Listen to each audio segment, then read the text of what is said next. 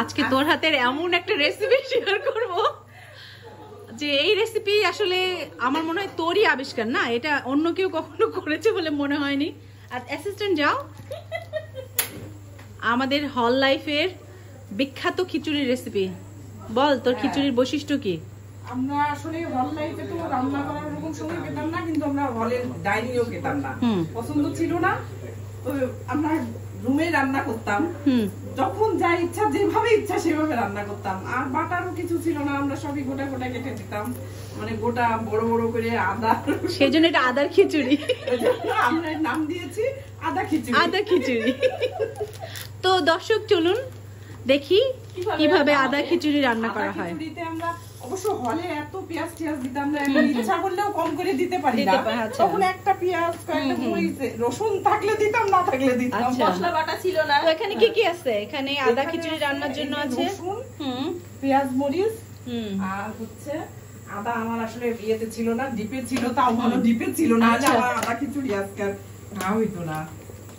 এই যে এরকম গোটা গোটা আদা, এই যে আদা কিন্তু আপনাদের বেটে দেওয়া যাবে না, আদা এরকম একটু মোটা করে কুচি করে কেটে দেওয়া হবে। তবে হল লাইফে কিন্তু আরো একটু মোটা করে কেটে দেওয়া হবে। তখন আসলে ক্লাস করে এসে এত কম সময় যে এই কুচি করে কাটার সময়, হ্যাঁ সেটাই। তো এখন কি করা হবে? এখন হচ্ছে আমরা সরিষার তেল দিয়ে রান্না করব আজকে। কিন্তু ইউনিভার্সিটি হলে তো আমরা সরিষার তেল, সয়াবিন তেল দিয়ে করতাম। হ্যাঁ আচ্ছা। এখন যেহেতু আমি সরিষার তেলই খাই সব সময়। আচ্ছা, তেল গরম হলে পেঁয়াজ, কাঁচা মরিচ দিলাম, এবার হচ্ছে রসুন দিচ্ছি। আচ্ছা, রসুনের কোয়া, হ্যাঁ, তারপর গোটা রসুন, তারপর একটু ভেজে নিতে হবে, একটু ভাজবো এটা। আচ্ছা, এখন কিছুক্ষণ ভেজে নিতে হবে। আমার সাথীকে খুব মিস করছি। হ্যাঁ সেটাই, কারণ সাথীও তো এই খিচুড়ি খেতে পছন্দ করতো। সেই বিখ্যাত আদা কুচি। হ্যাঁ, আদাটা একটু বাটা না, টুকরা টুকরা করে কাটা।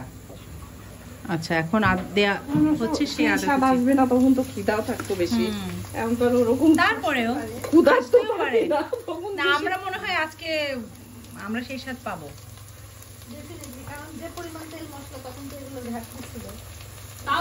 না, ঘাটতি থাকলেও তো তখন ঘাটতি থাকার জন্যই ওই টেস্টটা বেটার ছিল না, থাকতাম তো ওই কারণে বেশি মজা লাগতো।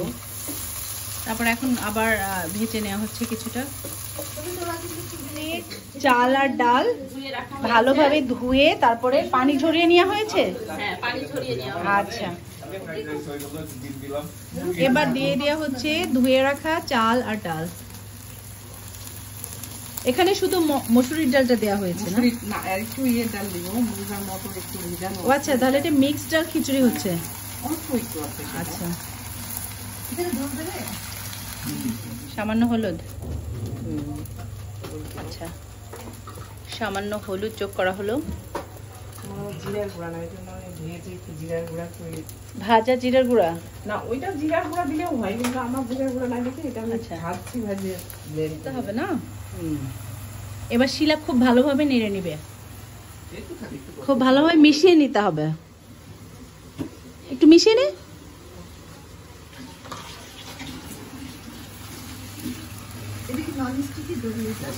হ্যাঁ, ও এটা আমার হচ্ছে রাইস পাওয়া।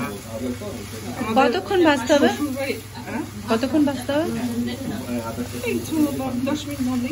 আচ্ছা 10 মিনিট। আচ্ছা ঠিক আছে। চাইলে শুধু জিরার গুঁড়াও দেওয়া যাবে না, কাঁচা জিরার গুঁড়াও দেওয়া যাবে। আচ্ছা,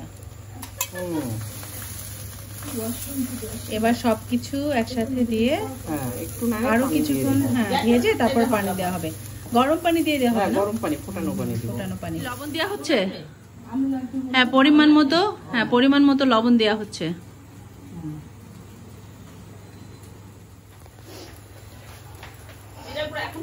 কখন পানি দিবে? আচ্ছা, 10 মিনিট মতো ভেজে নেওয়া হয়েছে, এখন পানি যোগ করা হবে।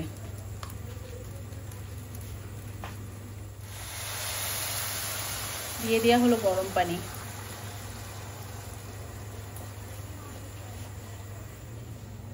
এবার সবকিছু একটু পানির সাথে খুব ভালোভাবে মিশিয়ে নিতে হবে। ও সাথে একটু মাসকলাই আর মটরের ডাল, দিয়ে দেওয়া হলো। এটা অপশনাল তাই না? হলে এটা দেওয়া হতো না, এখন দেওয়া হচ্ছে। বলে মুসুরির ডাল দিয়ে বেশি রান্না করা হতো, কারণ ওইটা অ্যাভেলেবল থাকতো সব সময়। ঢেকে দেওয়া হবে আর ফুটে ওঠা পর্যন্ত অপেক্ষা করতে হবে। খিচুড়ি ফুটে উঠেছে, তাই না? আবার ঢেকে দিই। আচ্ছা, একদম মানে চালা পানি একদম গেছে, সমান সমান। এখন আস্তে দিব, আস্তে আস্তে হতে থাকবে। আচ্ছা, এটা এখন খুব নিভু আছে। আচ্ছা, এটা আস্তে আস্তে সিদ্ধ হয়ে যাবে। সিদ্ধ হয়ে যাবে। আচ্ছা, ঠিক আছে, তাহলে সিদ্ধ হওয়া পর্যন্ত অপেক্ষা করতে হবে। হলে অবশ্য আমরা অনেক সময় অপেক্ষাও করতে পারতাম না, মোটামুটি একটু সিদ্ধ হয়ে গেলে খেয়ে ফেলতাম। আচ্ছা, হ্যাঁ, সেটা তো আসলে ইউনিভার্সিটি হল লাইফটা একটু ডিফারেন্ট। কি অবস্থা এখন? এবার একদম কম আছে। হ্যাঁ, মোটামুটি ইয়ে হয়ে গেছে, জাস্ট সিদ্ধ হবে এখন। আচ্ছা, একদমই কম আছে। এখন সিদ্ধ হয়ে গেছে, বাট জাস্ট একটু ভাপে রাখতে হবে, তাই না? আচ্ছা, আমাদের আদা খিচুড়ি রেডি।